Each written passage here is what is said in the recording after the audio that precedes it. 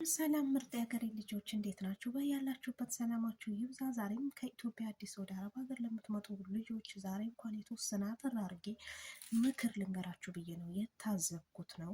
አዳዲስ ለምትመጡ ልጆች ይጠቅማችኋል ብዬ አስባለሁኝ። በየወሩ ደሞዛችሁን መቀበል አስለምዱ። በየወሩ በአረብኛ ምንድን ነው የምትሉ? በዴ መሃሺ በዴ መሃሺ ክል ሻህር በዴ መሃሽ በየወሩ ደሞዝ ይፈልጋለሁ ማለት ክል ሻህር በዴ መሃሽ ማለት ደግሞ ደሞዜን እፈልጋለሁ ነው።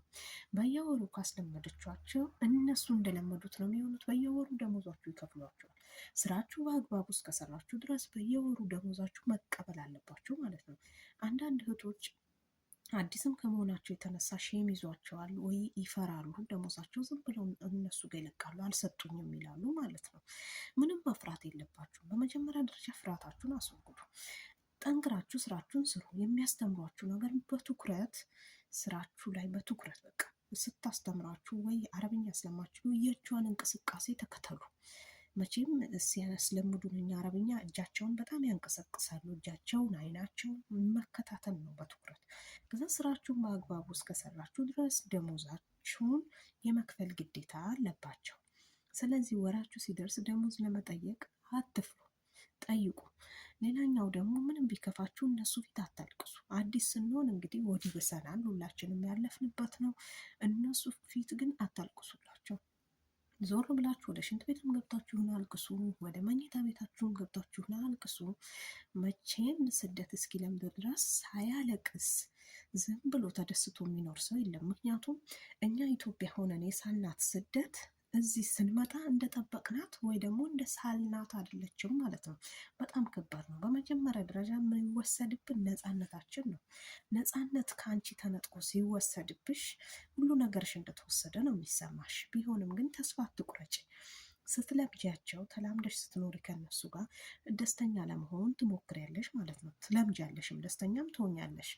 ግን እስከ 2 ወር 3 ወር ያለችዋ ጊዜ በጣም ነው የምትፈትነው እስከምትለምዱት ማለት ነው። እኔም እንደዛው ነበር የተቸገርኩት መጀመሪያ ድሮ ማለት ነው፣ ከስንት ዓመት በፊት ማለት ነው።